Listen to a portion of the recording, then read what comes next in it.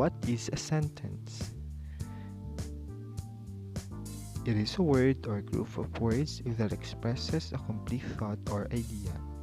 It begins with a capital letter and ends with a punctuation mark such as period, exclamation point, or question mark. Example sentence: She is beautiful. As you can see, it begins with a capital letter S and ends with a period. And it expresses a complete thought that someone is beautiful. What are the parts of a sentence? We have subject and predicate.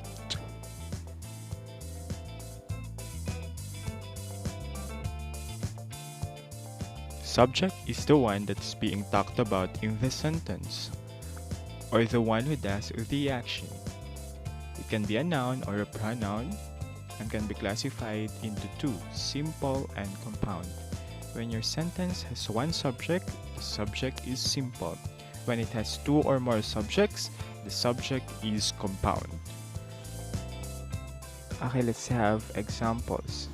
She is beautiful.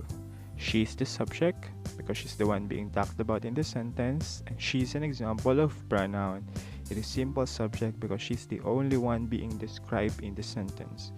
Nathan always reads his book. What do you think is the subject? Yes, it's Nathan. He's the one who does the action.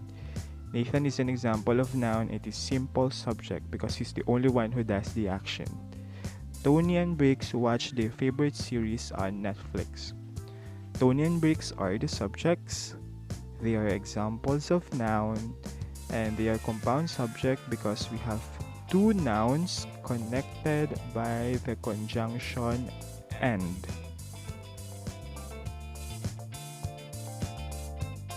Okay, let's talk about the other part of the sentence, which is the predicate. It tells something about the subject. It describes the subject. It is the action done by the subject. It contains the verb. Just like the subject, it can be simple or compound. When the sentence has only one verb, the predicate is simple. When it has two or more verbs, the predicate is compound. For those who don't know what verb is, it is the action word, or sometimes its function is to connect the subject to the other parts of the sentence. Let's have the examples. She is beautiful. Is beautiful is the predicate. It is simple because is the only verb in the sentence. Nathan always reads his books. Reads is the action word. It is simple predicate because it's the only verb in the sentence. Tony and Briggs ate cookies and watched their favorite Netflix series. Ate and watched are the action words, and they are compound predicate because we have two action words or verbs in the sentence. Okay, let's have other examples. Stop. You may be asking right now, is it really a sentence? It's just a word, right? Where's the subject? Here's my answer. The subject in this sentence is implied. It means that the doer of the action is not mentioned. Now, what's the subject?